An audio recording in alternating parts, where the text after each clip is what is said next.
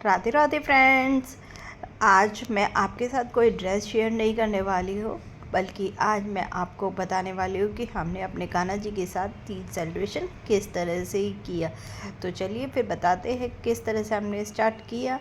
तो सबसे पहले हमने नहलाया अपने कान्हा जी को। उसके लिए हमने ये तांबे का एक बर्तन लिया जिस पे हम कान्हा जी को नहलाते हैं। सभी तैयारी के कान्हा जी को नहलाने के लिए, और उसके बाद तुलसी के एक पत्र को उसमें तोड़ लिया, जल लिया। फिर मेरे पास 2 कान्हा जी हैं, दोनों को मैंने एक साथ नहलाने के लिए बिठा दिया। सबसे पहले उनके वस्त्र उतारे दोनों कान्हा जी के, और उनको उस पात्र में बिठा दिया जिसमें मुझे उन्हें नहलाना था। ये तांबे के थे। सबसे पहले मैंने उनका चरण स्पर्श किया और फिर धीरे धीरे उनके ऊपर जल गिरा, थोड़ा थोड़ा सा जल गिरा। बार बार इसी तरह से मैं रिपीट करती रही। बाद में उसके बाद मैंने ये कान्हा जी को अच्छी तरह रगड़ लिया। आप ये सोच रहे होंगे ये ब्लर क्यों आ रहे हैं। अगर आप ध्यान देंगे तो वस्त्र और वो ब्लर नहीं है, बस कान्हा जी ब्लर है। बाद में बताऊंगी क्यों थे ब्लर। अब हम सबसे पहले छोटे वाले कान्हा जी को अच्छी तरह पूछ के उन्हें हरियाली तीज के लिए तैयार करेंगे, जहाँ मैंने उनके लिए ग्रीन कलर की ही ड्रेसेस बनाई हैं दोनों कान्हा जी के लिए। बिल्कुल मैं हमेशा सेम ड्रेस बनाती हूँ ताकि कोई भी किसी भी तरह की ये लड़ाई ना करें। मुझे मेरे घर वालों ने बाद में बताया, जब वो नहीं चाहते कि कोई उन्हें देखे तो वो इस तरह से ब्लर हो जाता है, क्योंकि बराबर भी रखी, सब चीज़ क्लियर आ रही थी, बस कान्हा जी हमारे ब्लर हो रहे थे। मैंने ड्रेस पहना दी है। उसके बाद हम उनके इत्र लगाएंगे। इत्र लगाना कान्हा जी के बहुत ज़रूरी है ताकि उनमें खुशबू आए। उसके बाद हम चंदन का टीका लगाएंगे उनके। तो मैं पगड़ी वगड़ी लगाने से पहले ये काम कर देती हूँ अच्छी तरह से। मैंने चंदन का टीका लगाया, माला पहनाई, वैसे ज़रूरत नहीं थी पर मैंने पहना दी। माला पहनाने के बाद ये उनकी पगड़ी है जो उन्हें पहनाई, और उसके बाद उनकी बाँसुरी जो कि मैंने बहुत प्यारी सी ले रखी है। अब मैं उनको उनके सिंहासन पे बिठा दूँगी।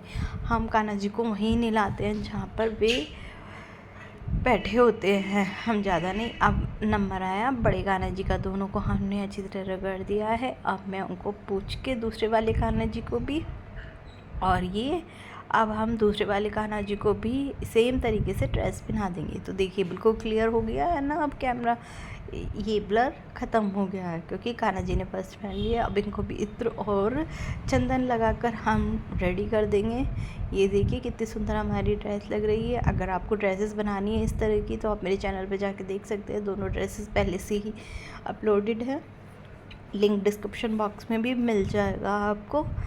और इस तरह से पहनाने के बाद मैं दोनों कान्हा जी को उनके सिंहासन पर बिठा दूँगी बाद में हम। और ये देखिए उनकी प्यारी सी बाँसुरी। तो ये देखिए ये इस तरह से हमारे कान्हा जी बैठे हैं। उनको मैंने दीपक भी जला दिया, फूल अब हम फूल लगा देंगे। और अब सुबह के टाइम हमने दूध का भोग लगाया, शाम दोपहर के टाइम हमने पूरा प्रॉपर खाने का भोग लगाया है, जिसमें हम पहले कान्हा जी को बताते हैं कि कान्हा जी हम आपके लिए खाना बना के लाए। क्योंकि बच्चे हैं तो बच्चे इस तरह से नहीं खाते हैं, उन्हें पहले हर चीज़ बतानी पड़ती है कि क्या बनाया, किस तरह से बहला फुसला के खाना खिलाया जाता है। तो हमने शुरुआत की कि हमने किस तरह क्या क्या खाना कान्हा जी आपके लिए बनाया है, और इस तरह से हमने एक एक चीज़ का नाम लिया। और अगर आप ध्यान देंगे तो मैंने सब में तुलसी का पत्र रखा हुआ है। ये प्लेट में भी, पापड़ में भी, खीरे में भी, गुजिया घेवर सब में हमारा तुलसी का पत्र है। आपका अगर भोग लगाते हैं तो हमेशा इस बात का ध्यान रखें कि कान्हा जी को बिना तुलसी के पत्र के कभी भोग नहीं लगाना चाहिए, वो स्वीकार नहीं करते हैं। और उसके बाद हमने घंटी बजाई और अपना कान्हा जी का भोग का मंत्र बोला और जल छिड़का खाने के ऊपर। कुछ इस तरह से हम जल छिड़कते हैं कान्हा जी की जल खाने के ऊपर, और हाथ जोड़ के उनसे कहा, हे कान्हा जी हमारे भोग को स्वीकार कीजिए, कोई त्रुटि हो हमें माफ़ कीजिए। इस तरह से हम उस भोग को 5 मिनट के लिए कान्हा जी के पास रख कर चले जाते हैं ताकि कान्हा जी भरपेट खा सके। और फिर 5 मिनट के बाद आकर मैंने अपने भोग को उठा लिया। तो हाथ जोड़कर हम इस तरह से अपने खाने को उठा लेंगे। अब आती है शाम के नंबर की बारी। शाम के नंबर के लिए हमने कान्हा जी के लिए झूला रेडी किया था। ये झूला भी हमने खुद तैयार किया है, इसकी वीडियो आपको जल्दी ही मिल जाएगी।